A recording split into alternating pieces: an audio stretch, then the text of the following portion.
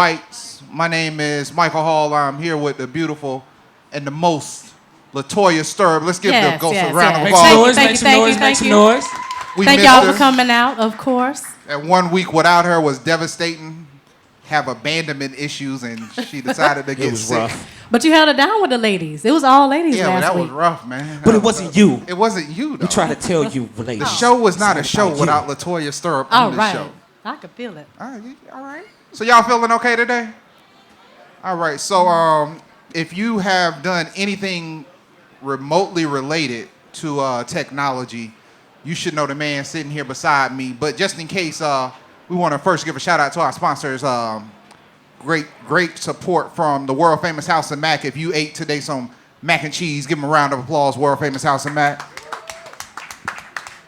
Also, the charcoal with the full bar in the back. Take care of your bartenders because they will take care of you.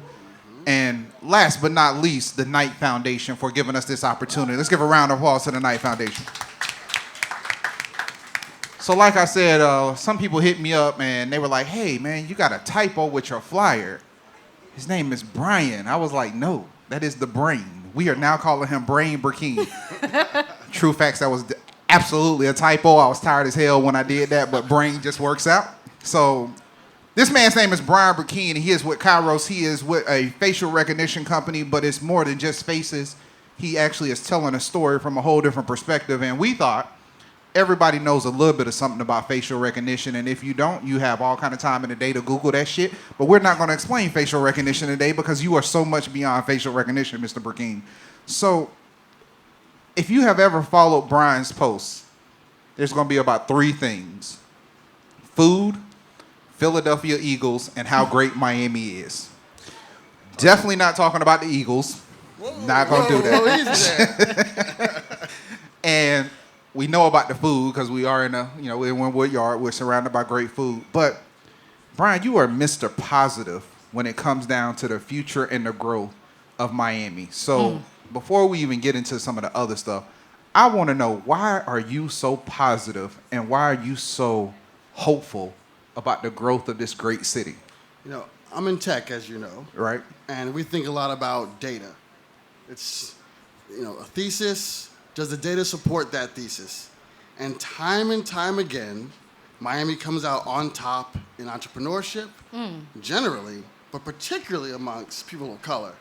There's literally no better place for you to be than right here in Miami. Well, Really? I need another. But unpack that for us. I mean, he just went straight there, like right to church. Right. Unpack that. Why is that? So we've all read a lot about San Francisco and their problems around women, where you can't even pitch a bit of VC. harassment, just a little bit of harassment. You can't even pitch a VC without getting hit on, evidently, in San Francisco. And I saw someone say, this is a problem everywhere, and I had to stop them and say, actually, I haven't read about that other places. Wow. San Francisco has a real challenge around the culture there. It's very kind of, we'll say money first, people second. Oh, I was thinking very vanilla. It's very plain over there. They didn't. I mean, San Diego, San Francisco, those used to be very diverse cities. I mean, some of the most diverse cities actually back in the day. And San Francisco has lost all that vibe and culture. It's now like everything that has a little bit of culture is over in Oakland. And so if you don't cross that bridge, you're missing out on a lot. Yeah. When I worked at Apple before starting Kairos, y'all heard that part, right? When I worked at Apple, just watch the subtle sub hits as we go through this whole thing. This man's resume is retarded. Go ahead, but when I worked at Apple and I owned a bunch of stock, continue. Can I pay you to go with me to clubs? Because this Right. is great. Hey, man, Hype man number one. wherever you want me to go, when I worked at Apple. That day when Steve Jobs came in and told me I was doing a good job. Or a bad job. That too. When I was at Apple, I was in a building that had maybe 400 people or so, and 6 of us were black. 6 of the 400. We all knew each other, like, hey, good to see you again. You see anybody else? All right, maybe next week. Oh, did y'all have a secret handshake? No. I was about to say, that's the sunken place for real. Apple was the sunken place. Man. Hey, master, I'm just here to work today. That's why they had that flash on them cameras for a long time. That's why Apple had that low light so you wouldn't come out the sun. If you haven't watched Get Out, none of this makes any sense. Right. Just Go seek it out now. Go watch the movie. It'll all be relevant. But go ahead. Yes. So, taking it back to Miami, Miami startups, Miami companies by default are more diverse because there's no other option. Everybody here is kind of black, brown, and then for those few that actually are white, Right. they've been here forever, speak Spanish, the whole nine. Okay. So you just think by true nature of the demographics of Miami, we just have a better hope than a lot of places that don't realize how important diversity is. And talking to the mic just a little bit more, sir. Yeah, I think people that come to Miami, first of all, 75% of Miamians were not born here. 50% of Miamians were not even born in the U.S., right? And so people come here because they want to be here, because they want to change their lives, they want to be more entrepreneurial, they want to be better. And if you were to take any city in the world and start it from scratch and say, how do we make this city entrepreneurial? You couldn't do a better job than what Miami is currently, right? So you add on top of that access to venture capital, access to, in our case, coders, lower cost of living than San Francisco, than New York, though getting more expensive as we know exponentially. Right. It is definitely the very, very best place. One more quick stat for you. Go ahead. In California, there are 3 startups for every 1 angel investor. In Florida, there are 3 angel investors for every 1 startup. The complete opposite situation. Right. But And so that- really quick, why is there such a conversation about access to capital in Miami if that's the stat? Here you go. Yeah, that's challenging. Okay, so these investors will invest in early stage companies, which is if you're starting from zero, you do have access to capital. If you're starting from an idea stage, there is access to capital. The challenge is as you start to scale, as you do better, eventually a $25,000 check isn't going to do it, right? You need a $200,000 check, Right. A $2 million check. And the further and further you go up the scale, the less and less of those investors are in Miami. You've got to go to New York, other places. So do our investors here not have the capital? Do they not have the vision? Or are the pockets just not deep enough? Because, I mean, we got a lot of show money in Miami. You know, rent a Lamborghini, only have a mattress in your condo kind of thing. Yeah, I mean, y'all know what I'm talking about. I feel like it's 200 million in Tootsies right now, waiting on the floor, I'm waiting saying to be invested we could build about 3 tech companies if we just go to King of Diamonds on the right way. on a Monday night. We could just go. So there's a lot of show money here. How do we? What's going on? Is it that our investors here aren't ready? Or I mean, because it's kind of new. If people think about it, the tech scene has been heavily growing. Not that it didn't exist, but like the last 5 years has been like the force of it. Is it just because we have to educate our investors, just like we got to educate this whole community to kind of involve everything? Yeah, you're exactly correct. So investor education is really important. By the way, when Brian says I'm exactly correct, you can't come back and try to argue with me later. Just stamp of approval. As a rule. I was right. Go ahead. You can't argue with you anyway. Well, Right you or know, that's wrong. kind of fun. Right. So, Just cosign. saying. So investors here have traditionally made money in things like real estate. And those are good investments. However, they're not exponential investments. Let me give you an example.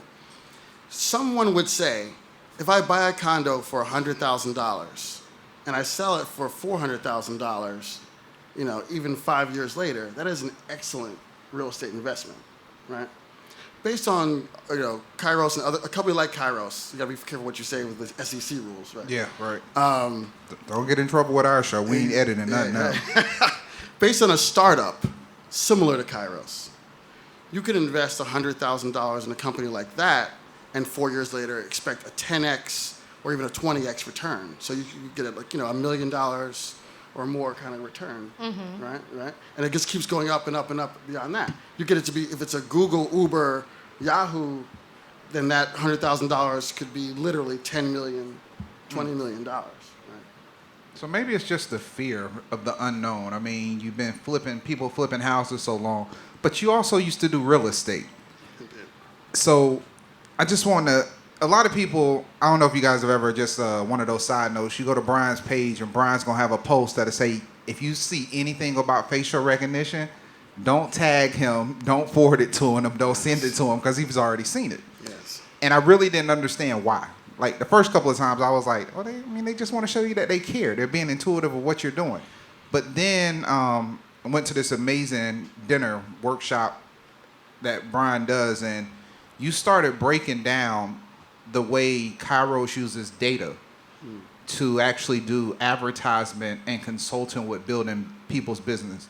And even though I said at the beginning that we weren't going to talk about facial recognition, you have like the opportunity to become the super agency of advertising to actually be able to translate a product to people's desires, wants, and needs by being able to read their facial expressions when they respond to an ad.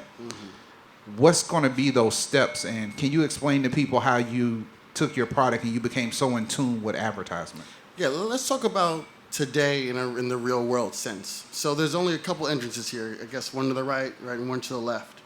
What our customers are doing, and a lot of people are doing, are things like this. You put a camera at both entrances, and Kairos is telling that person what the age, gender, and ethnicity of every single person is that walks into the door.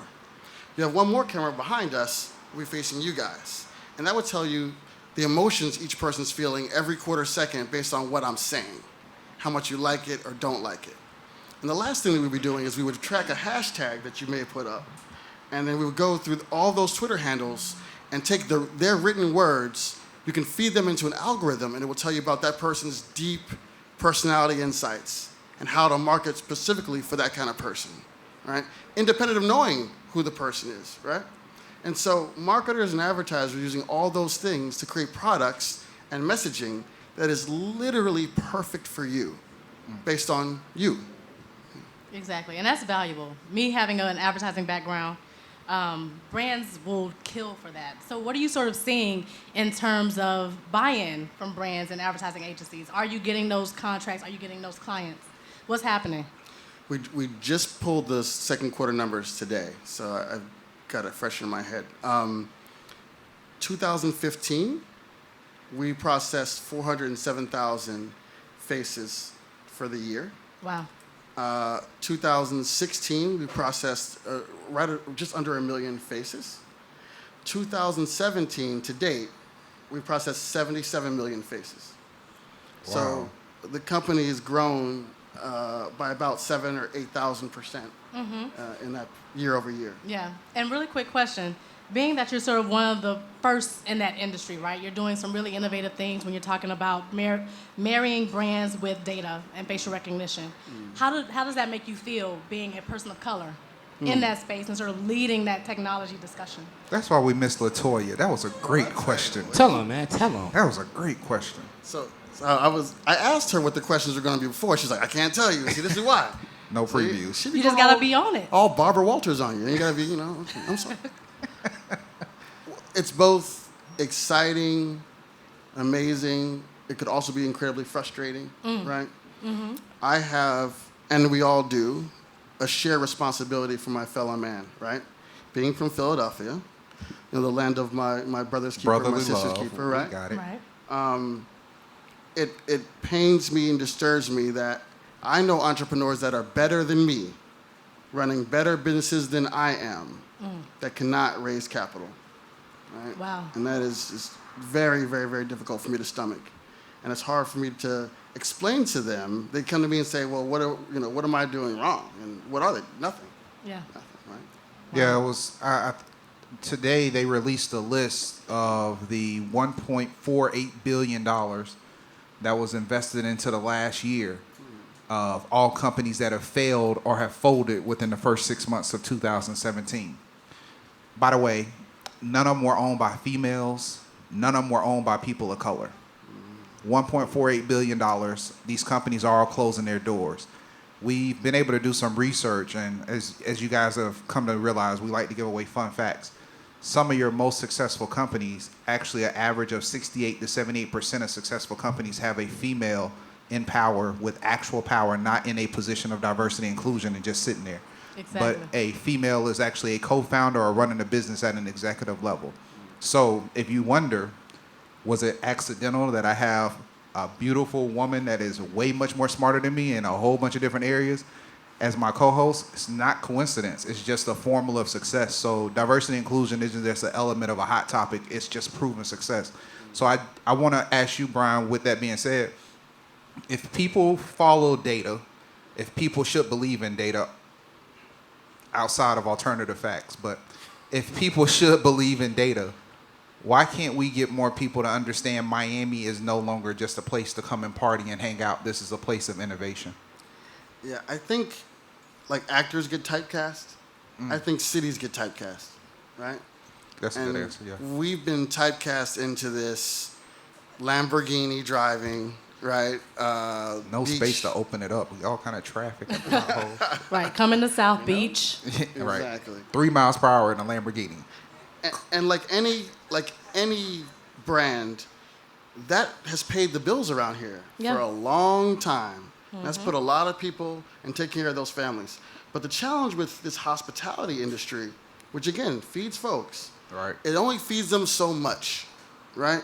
You can only do but so well. And it only feeds so many. And it only feeds so many, and at best you hope to be the one general manager in a hotel, and everybody else is making whatever they're making, right?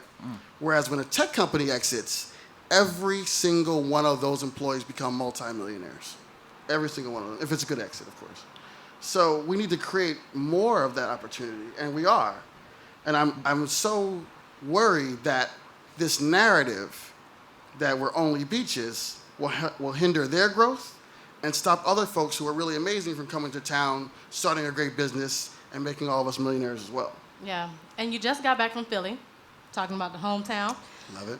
What sort of, and speaking on that same topic, what can we learn from Philly to then be able to apply in Miami? Because we were talking about how Philly is sort of that city that a lot of people think Atlanta is, but it really is. Yes. So what can we in Miami do, being entrepreneurs, being innovators, and people in tech? What can we sort of learn from Philly's successes? Yeah, I'm going to go ahead and get controversial. Go, it's But- okay. This is a safe space. Hey, we're all friends here. It's all Yeah. family, right? Right. All 400 of y'all out there. It was good to see you. Good to see you. Philadelphia is, and actually in Miami's another good example of this, what Atlanta pretends to be. Ooh. Pretends to be. Shots fired. We've all got family and friends there, and it is always good to see African Americans doing well. But what I see is a city full of people that go to great schools, get good jobs at those corporations, and buy a cheap 5-6 bedroom on like a lot of acres. $175,000, $250,000. Yep. And outside looking in, it looks amazing. Right. But it's not even a bad result. But what I'm saying is, the people of Miami and a place like Philadelphia, these are self-made people who have learned skills that they hand down to their children, who continue to be self-made, self-made, self-made. Working at Bell South or Delta is not going to teach your kid necessarily how to recreate that success. And at best, you'll just be another employee, making somebody else more money than Right. you, right? I would rather... Yeah, I want to clap, but whoa. We got a lot of amens in case you can't hear it on the mic. You- That's you- all I'm saying. Whole bunch of deep sign. Right. Somebody finally said it. It's been released. Yes. I would rather we create a city full of people with $1 million and $2 million businesses doing real well on their own Right. ideas, and any success goes to them and their children, Right. and not just hoping for a good 401k plan.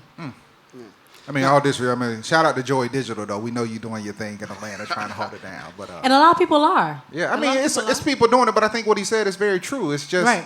you know, Miami's getting overlooked for the things, and like we've had this discussion. That was one of the, I think, our peace zones where we finally had that discussion of how investors and people from afar, they look at Miami. Miami is West Palm Beach down to Key West. They look at it as a region. They don't look at it as a city. And in this city, we're so divided where it's like, oh, I'm not driving 45 minutes. So you won't drive 45 minutes to make money. You know, I've seen relationships end because one person was in South Dade and the other person was in Broward County. Right. The dating was good on that first couple of dates. That and it was like, turnpike can only do so much. yeah, who driving the who house? You live where? Color This Bank, ain't gonna what? work. Just saying. Skyping in a relationship. I'm like, y'all 30 minutes away. Y'all can't just make a halfway point, but it's But busy also, in too, that Hollywood. ties into public transportation, which we know is a huge issue in Miami. You have Which- other cities that do it well, and we don't do it so well here. Which was the next question I was going to ask. Mr. Brackeen, how long is it going to be before you run for office upon the exit of the multi-million-dollar exit of Kairos. What's the element of success? Where do you see your path going these next 10 years?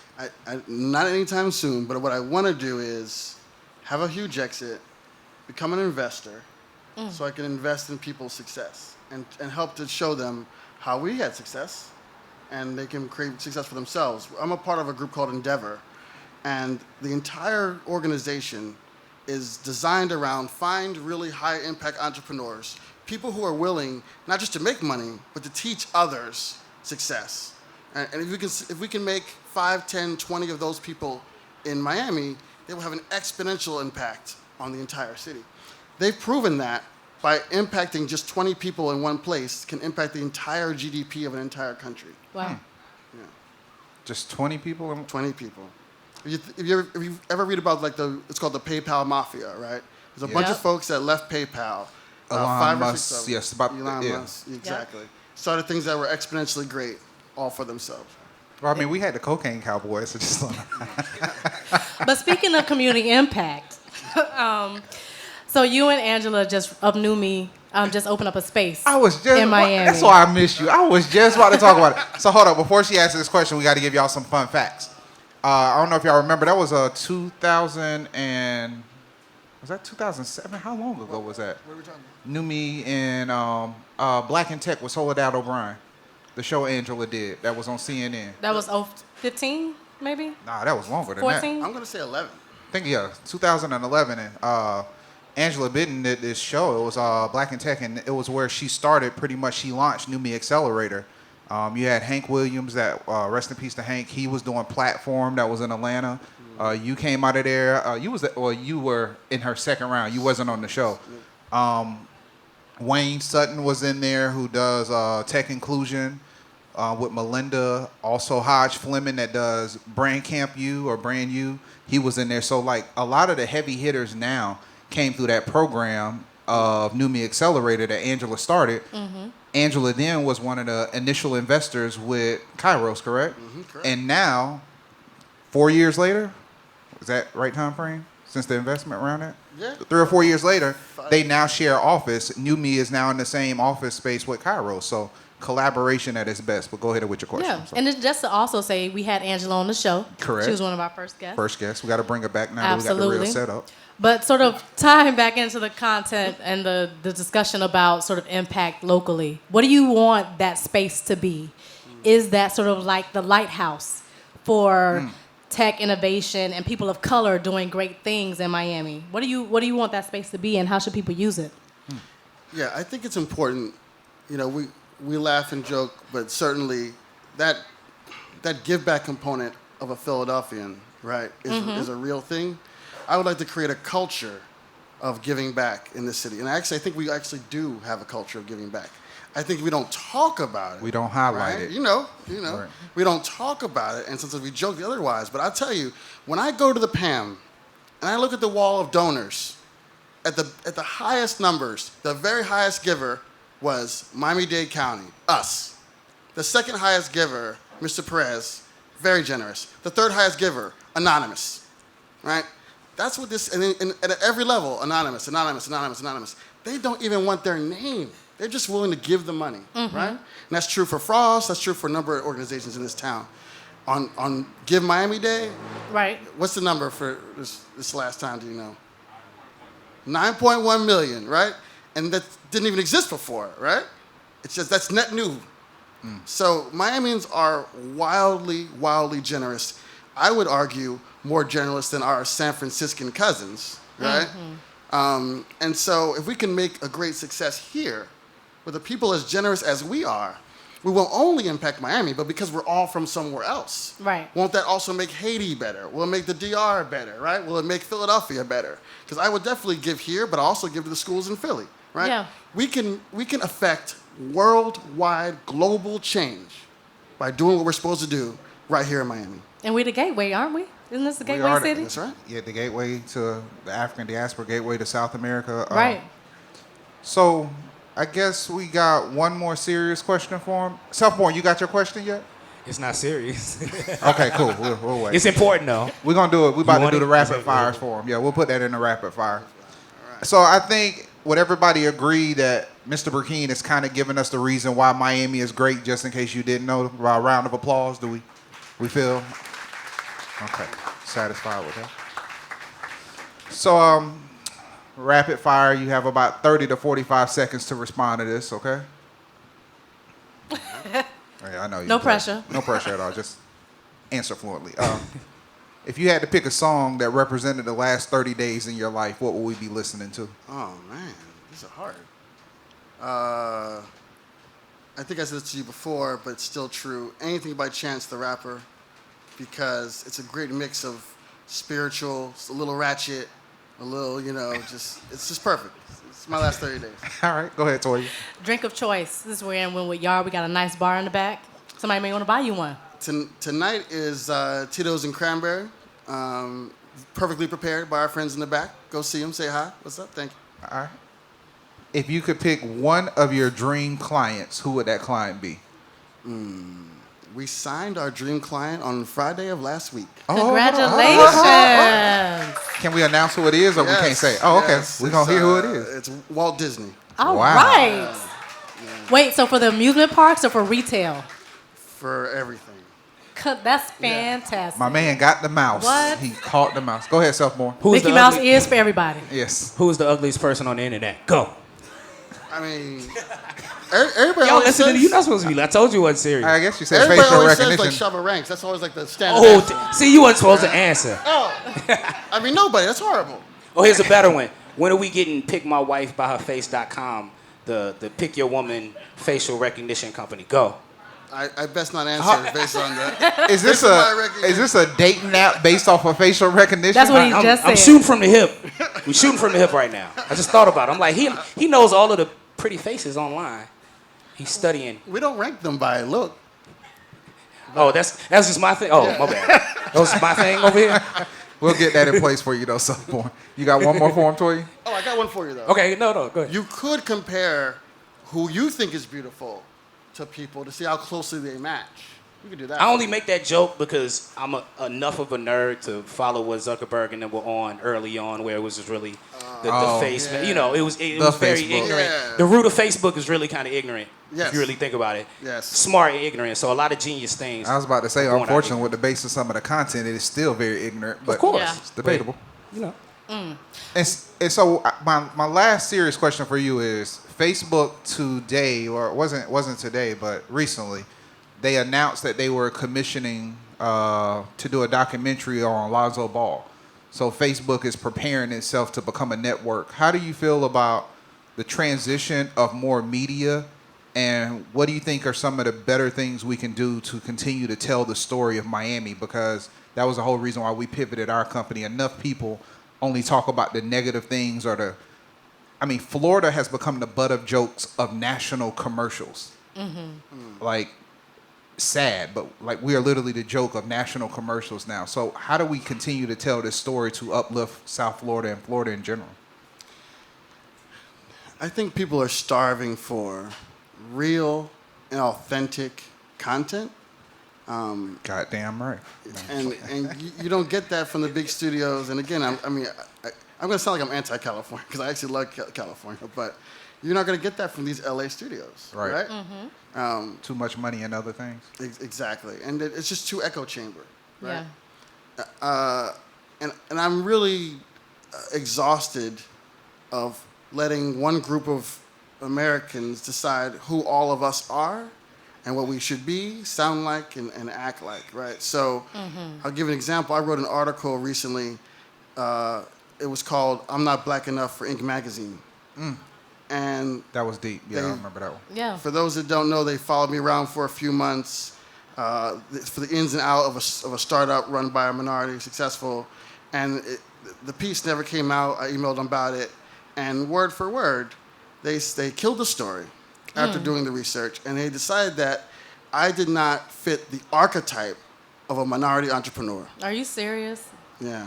They said that. Because they had decided, and this is not what they said, this is what I'm saying. Yeah. I believe they decided that a minority entrepreneur has to have like this, came up from the bottom. Right.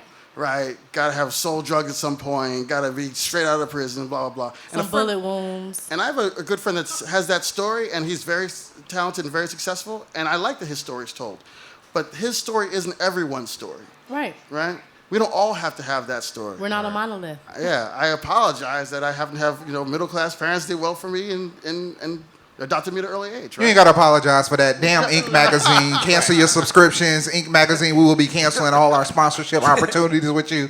Send a letter back to them. But the point is, we can't allow others to tell us what we are, who we are, right? We need to tell our own stories.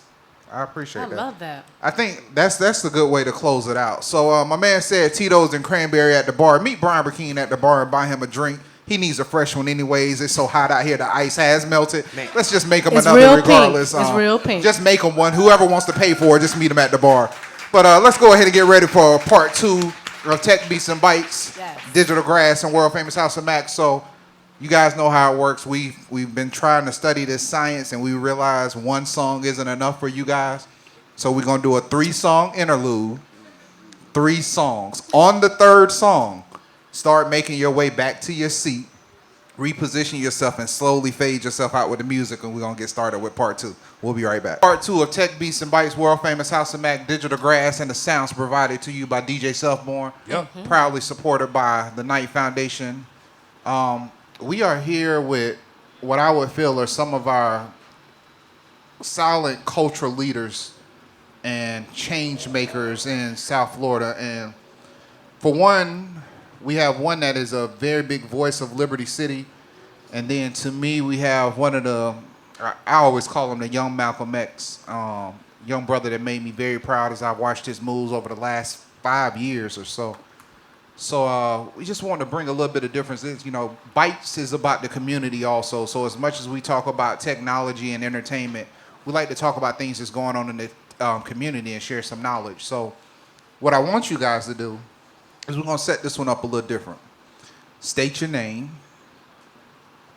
for security reasons and legal reasons so we know that you are here. And then give the people, and you, me, I know you know how to do this, so do it the right way, sir. Treat me like radio. Give us the 1-minute breakdown of what both of you guys are doing in the community. And Valencia, we're going to start with you. I was told not to let the gun off over here. Valencia Gunder, everybody calls me V, professional shit talker, Liberty City native. All right, 305. I am formerly what they would call a activist, I guess. I like to call myself a life changer more so than an activist. I founded an organization, Make the Homeless Smile Miami, in Atlanta. I'm a board member at the Tacosi Belafonte Center in Liberty City. 50 years, woo! Wow. And I just do a lot of different things, from anti-gun violence to, standing up against the police department, whatever. Like, if it ain't right, I'm trying to fix it. That's what's up. Round of applause for Valencia, guys. Let's welcome her to the show. That was a good synopsis. Very good, very That was good. good. Let's go, brother. My name is Umi. I think Valencia is very humble. Valencia is a glue for a lot of the movement here in Miami and now around the country. So I'm happy to be here. I'm formerly known as Philip Agnew. I'm a graduate of Florida A&M University, the #1 college in the world with the baddest band in all the land. I'm also a board member for the Tacosi Center, celebrating 50 years in November. Brother Horace over there is a great steward of the organization. I'm the co-director and a co-founder of an organization called the Dream Defenders. And we're going to end the incarceration of our people. We're going to stop every handcuff, every cell from being put on wrists, and every body from being put in the cell. And right now, we just recently committed to finish the 2nd round of bailouts. So every 2 months, we're going to be bailing out 4 or 5 people from the system, putting them on their feet, and beginning to tell the story about a system that cares more about putting people in jail and keeping them in there for 3 and 4 months for not being able to pay bail than for building schools, for building quality roads, for making sure that our communities have everything that they need. So hopefully by the time that I die, there will be a number of prisons closed and a number of police departments shut down. Ooh, can y'all feel that? Jeez. So Yumi, I'm coming right at you first out the gate, man. Umi. Umi, I'm sorry. It's the liquor, man. It's the liquor. Check this out, man. Tell us, not me, I know, but explain to the people what's the difference between Dream Defenders and Black Lives Matter. And the reason why I need you to do that is because too many times I've seen people just try to box things in, and they want to make all efforts the same. Right. The moment they see black people protesting, it just has to be Black Lives Matter.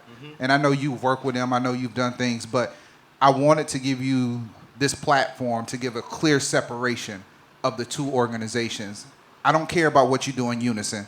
I want to know the points of separation for the two organizations. Okay. The initial point of separation, if we're gonna call it that, in the frame of, I know you guys work in unison, Yep. but I'm tired of people just trying to bunch it all together because Yep. you have Right. different end goals and different missions. While some things are the same, Right. some things are different. Right. The initial difference is we started before them. So we started in 2012, and so many of the things that we saw popularized around the country around Black Lives Matter are things that we had done already. And that's not to, we were copying off of things that was done before us. So there's an evolution, You don't have to but that's an apologize, initial. just state it. Just go. Yeah, there's an initial point of difference. The other is our political stances. What you may hear over the next 20 or so minutes of me speaking is that politically we go very, very far what will be considered to the left. We are abolitionists, so we believe that no police, we can live in a world with no police. We believe that we can live in a world with no jails. We believe that we can live in a world without big banks. We believe that we can live in a world that equitably treats people, the land, higher than they treat property and higher than they treat profit. And so our political stances are divergent from what you may see with Black Lives Matter.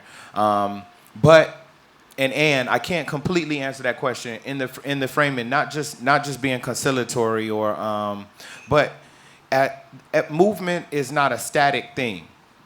So it is by virtue and by name a dynamic thing that continues to change and continues to move. And more we've worked with Black Lives Matter or the movement for Black Lives to expand a movement that talks about international things, which Dream Defenders has done.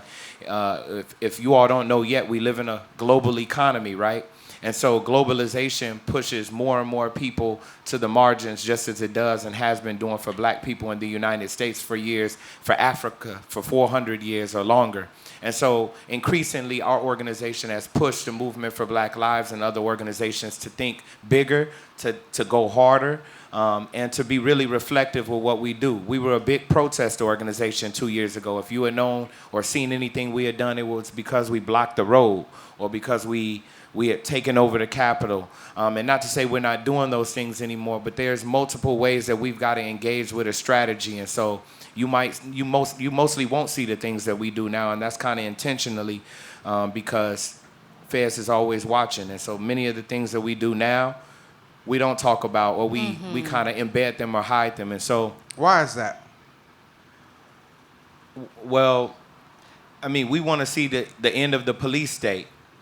And we want to push for things that should make people with a whole lot of money who have that money, because a lot of people in this city work for substandard wages or for free.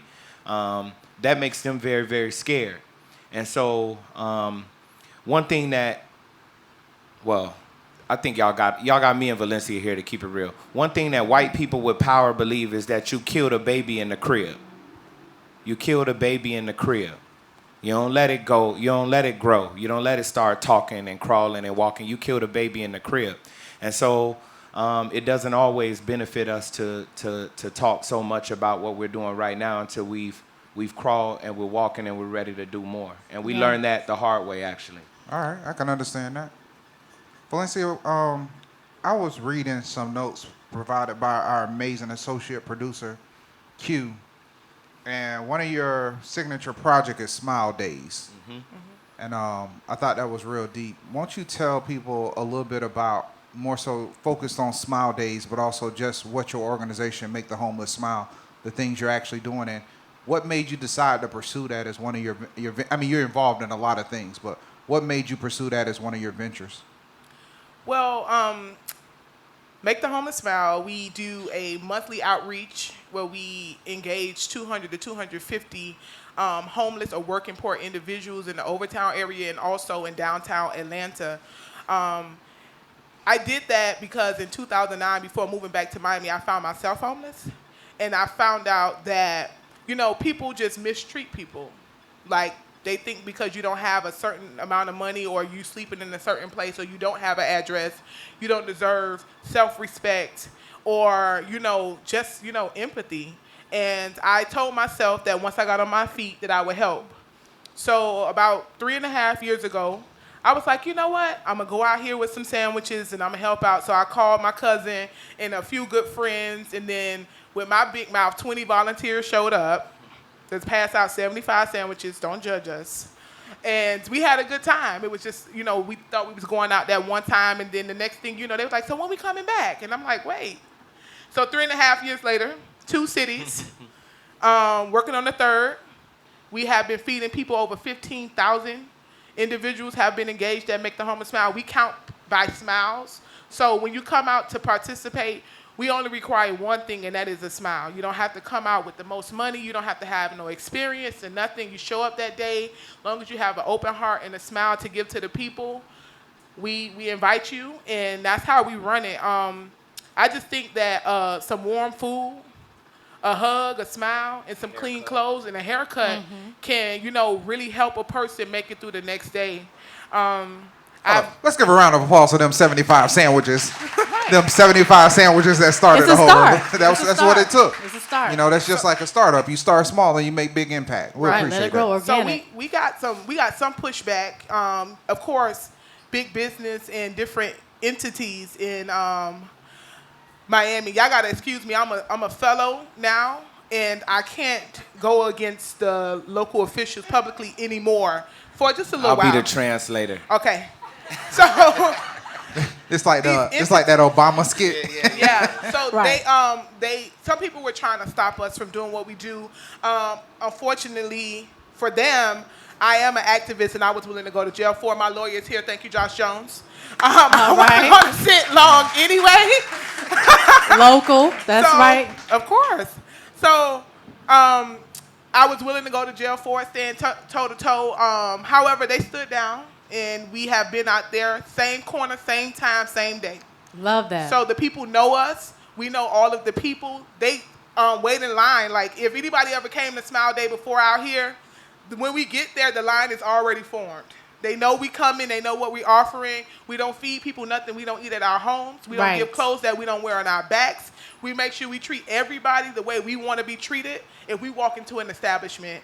So it's like a pop-up flea market style. As a matter of fact, we'll be out there this Sunday, 10 a.m., 6th Street, Northeast 1st Avenue. You're all welcome to come. Just bring your smiles. And, we just do it, and it's purely from the heart. We still have not been funded other than small donations. You got to from find a different way people. to fix that. Yeah. Yeah. But we're going to keep pushing it. Thank goodness everybody knows me. So everybody like, V, what you need this month? And I'll just be like, I need this. And they bring it and we make it happen. So we feed approximately 500 people between 2 cities with no funding. Wow. The community come together. The pots of rice get cooked. The chicken get baked. And the beans get You make served, it happen. We make it happen. You make it happen. Every month. Go ahead, Toy. Yeah, and I think you guys have done a really great job sort of explaining and laying the foundation for what you do. So let's talk about some things, right? So you sort of talked about globalization a little bit. We're on the heels of the G20 summit. Yep. What are your views about that? We had Trump talking to Putin. We had we're going to talk about that a little bit. We got to talk about it. I mean, it's affecting. We talked about climate change. You had that discussion. Let's really sort of have a little bit of a conversation because both of you are doing things where you're trying to work for the better good of all, right? Yep. It may sort of impact people who look like us, but at the end of the day, it's for people, all people. Mm-hmm. So what are your sentiments about G20 and where we are and what we're going? I just want to be clear. I'm putting in work for all poor people, black people, Latino people, oppressed people around the world. Exactly. Rich people got enough help. And so I just want to be clear. Yeah. I am, a nice person, but I'm not working for them. The G20 summit is an annual, I think they do it multiple times during the year staging of theater. You all know this, right? Nothing gets decided at the G20 summit. It's a bunch of leaders of countries. 19 nations plus Yep. the EU. Yep. Coming together to continue as they did in Berlin 140 years ago or so, dividing up the world to their will. Donald Trump, who was selected as president, and his purported meeting with Putin, that was all theater, right? Because what we have to reflect on is no matter how many perceived disagreements we see amongst world leaders, there's only a few factions amongst them. There's a rising right wing across the world that we've seen in Canada with an Obama-esque president, with Donald Trump here, with Macron, who is an Obama-esque president, and I'll explain what that means to you all. That this will definitely offend you. And across the world, a right-wing contingent of people who preach nationalism, who preach that immigrants are the cause of all the worries, not capitalism, not an economic system that thrives on disparity, that thrives on the work of millions of people at substandard wages and so for the benefit of a small number of people.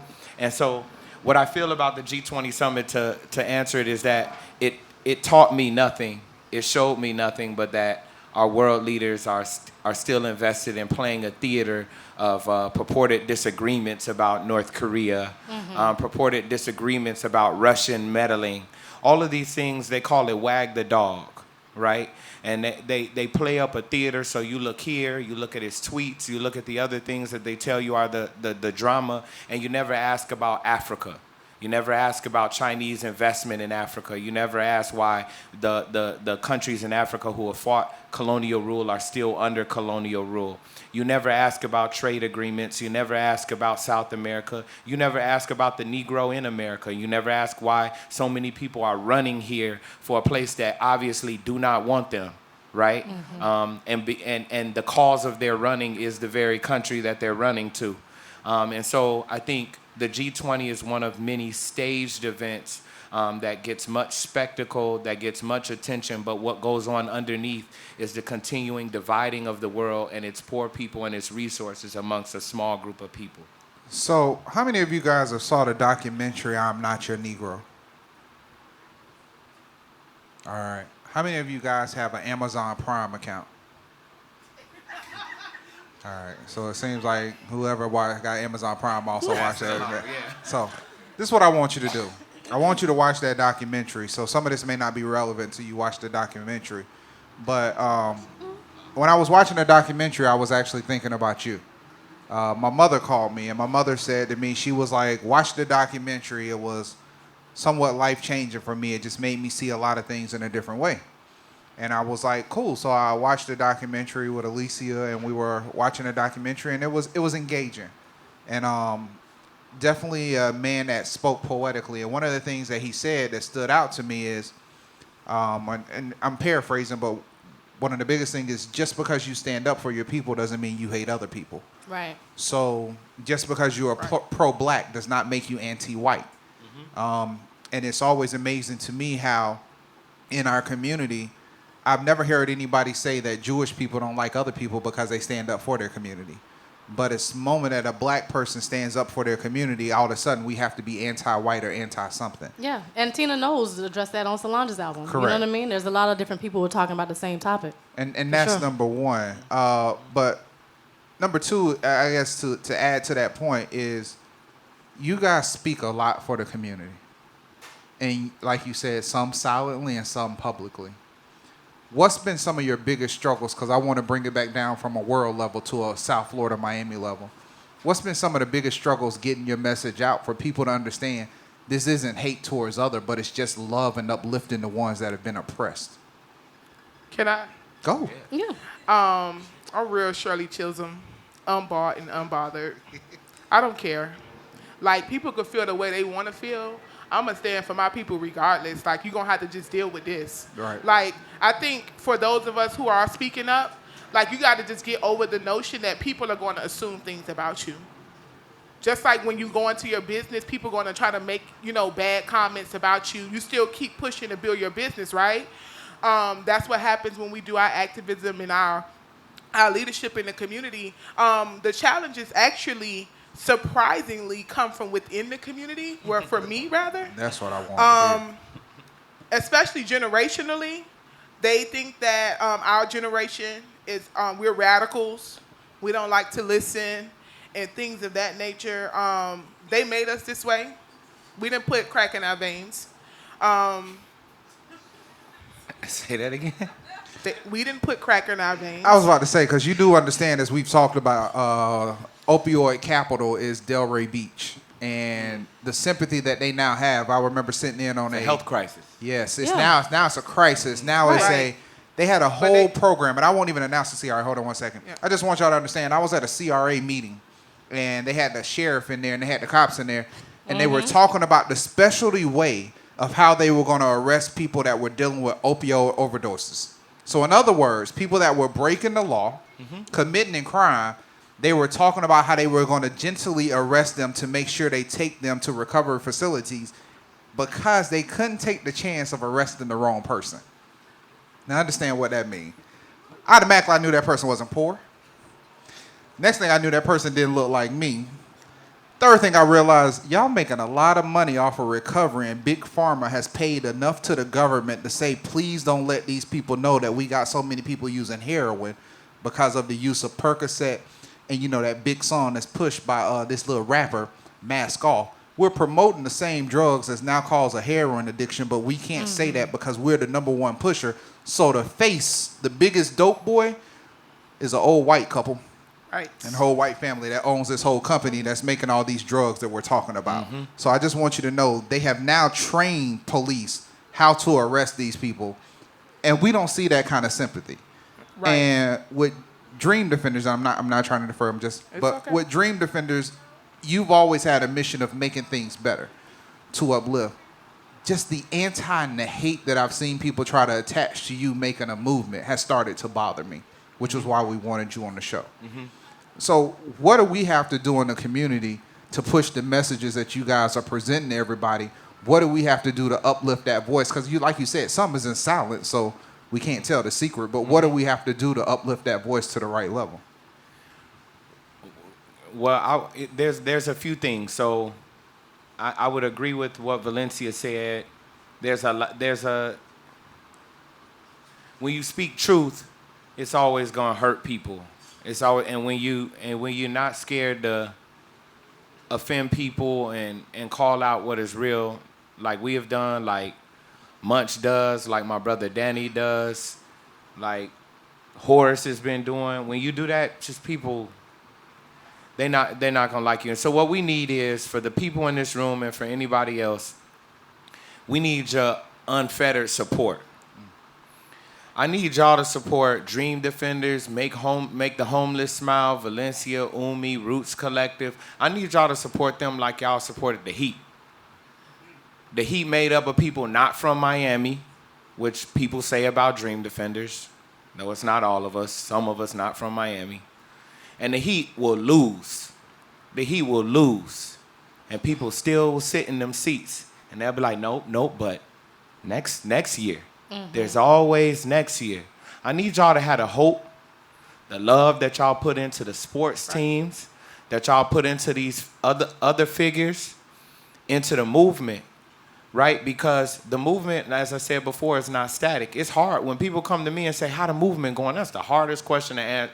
I don't know, we losing, but sometimes we be trying to win. Yeah. Trump is president. They taking Lil Haiti. They took Overtown. They about to take Alapata. Right. It's hard to say, okay, we're doing well, but what we need is that the support that you have, that you give blindly to those other things that obviously are not invested in the community. And so that's what we would need. We would need your defense.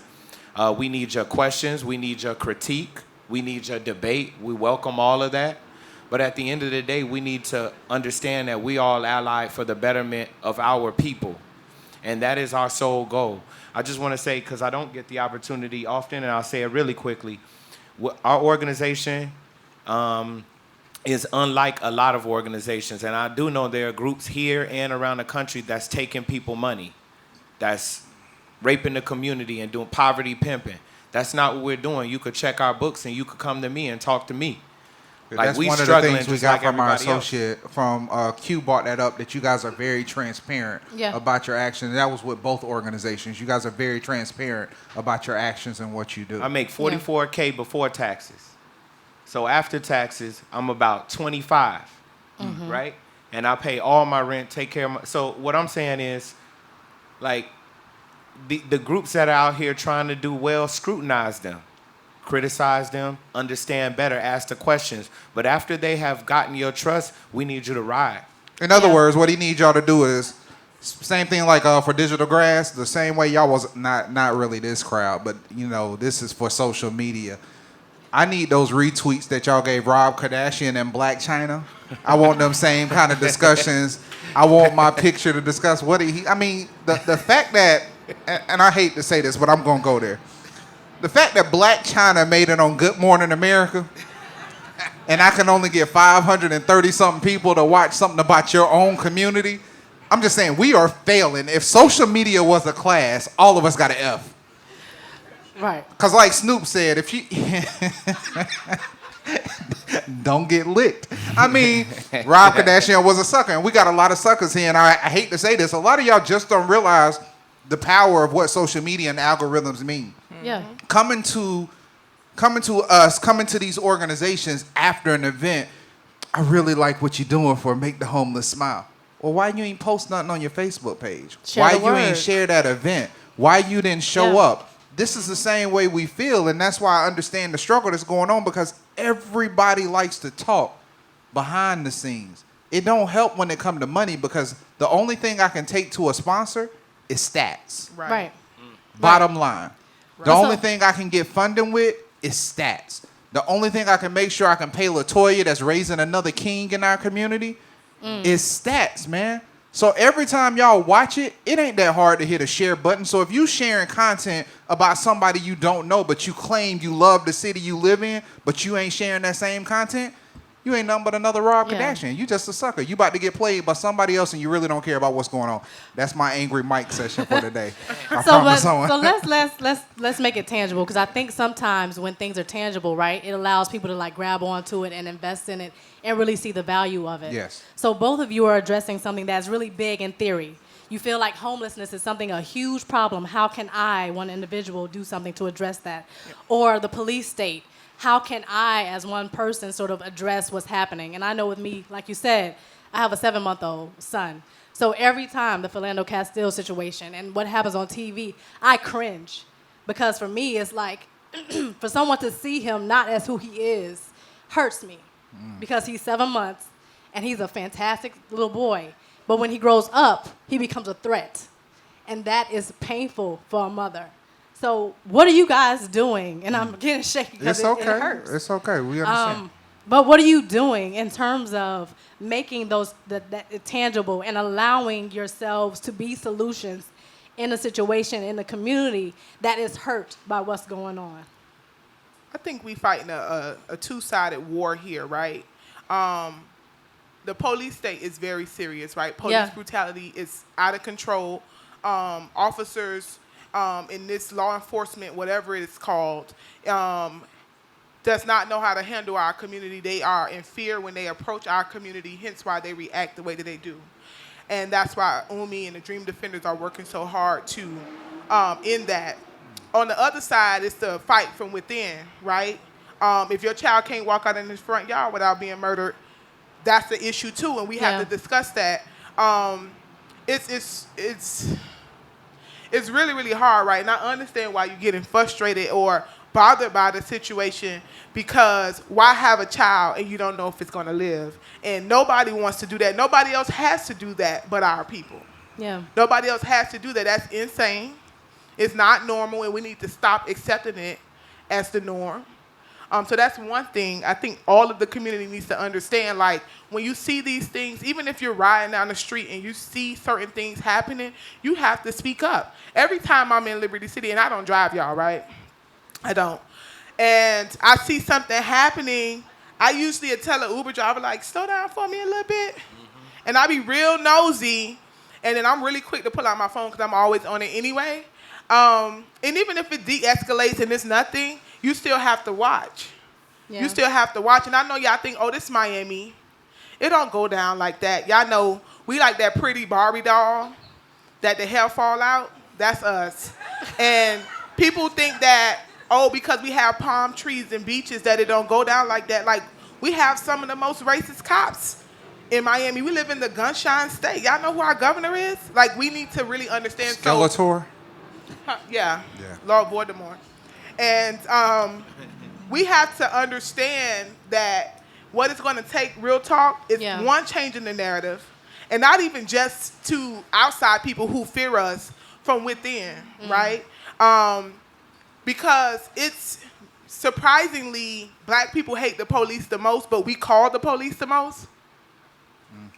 It's a fact. Let's absorb that, right? A lot of these things we could take care of ourselves within our community. Yeah. Like, oh, that sounded like a gunshot and it was fireworks and the child gets shot because he had a sparkler in his hand.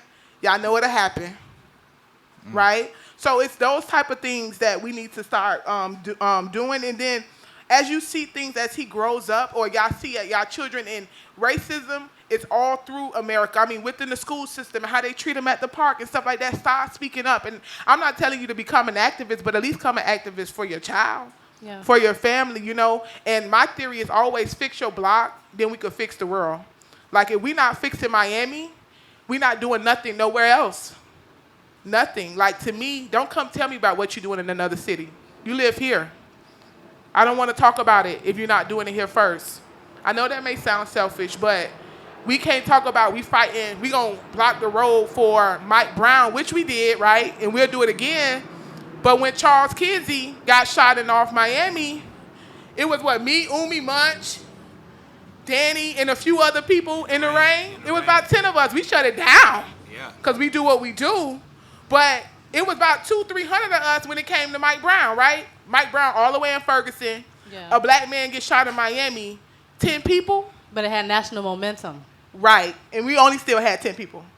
That's the sad part. So we're going to do this real quick. So we're going to do our rapid fire for the purposes of film, but I think we're going to, by the look on y'all faces, I know we got some questions. So with respect of understanding production, which we're learning as we go, we're going to wrap this part up, and then we're going to do a little overtime. So we'll take some of the questions in. We'll film that part where we're going to do an overtime. So rapid fire real quick.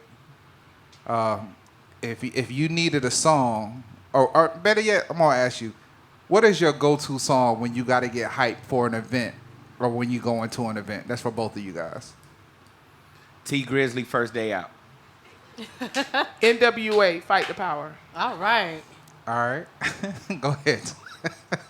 Go ahead. On a Toby. lighter note, what do you like to do in Miami? Like, where can we find you on a Saturday? About Miami? Well, I got. You live in Wynwood, don't you, man? No, I live in Little Haiti. Okay. I live on He tried 46. it. He Yeah, tried bruh. Okay. So on a Saturday, me and Aja smoking, watching some TV, we reading, and listening to J. Howard music. All right. All right. Yes. I was about to say, I don't know why y'all cringing. As much as Bill Maher talk about smoking weed on HBO, whatever he's smoking is acceptable. Yeah. Smoke on. Yeah, we do it. Go ahead. What you doing? Unfortunately, because I don't understand self-care, instead of feeding the homeless, I'm feeding the projects, most likely. Yeah. Or doing something else around the city. I need to do better, but Or that's cooking what some I'm bomb-ass wings. Or cooking some bomb-ass wings. Ooh, what's your sauce? I can't tell you that. Just come by the house. you gotta come back. Oh. You gotta just come by the house. I got you, though. All right. Call Okay, me okay. So out of our respect to Vice, we're going to do it this way. 5 years from now, there's a perfect headline in the Miami Herald talking about your work. What does the headline read? Oh, I know it already. Miami decreased gun violence by 68%. Dope. All right. Go ahead. Gunder elected mayor. Oh! Oh. All right. All right. That's deep. Self-born, you want to close us out with one more question before we? You know Out man. of control. It was a good one today, right? That no, it was a real good one. It was a real. Actually, I want to play something for Umi. Actually, I'm gonna play something for you. Okay. Well, it's actually you, brother, because Mike, you know I did Power and Refinement. I did a little project. So we Right. can close out, and then I'm gonna play something that's real relevant to everything we're doing. So I'll explain. You can ask another question. So so we're gonna do that. Let's go ahead and close out real quick. So thank you very much, everybody, for joining us. We got questions. We're gonna take questions. We're gonna do it in Making overtime. sure. We gotta Cut it. segment Yeah. our stuff out. So thank you everybody for coming out for Tech Beats and Bytes. Who joined us real quick for overtime. Thank you to our sponsors with the Knight Foundation, Timeline Brewery, World Famous House of Mac, and Digital Grass. See you guys next week.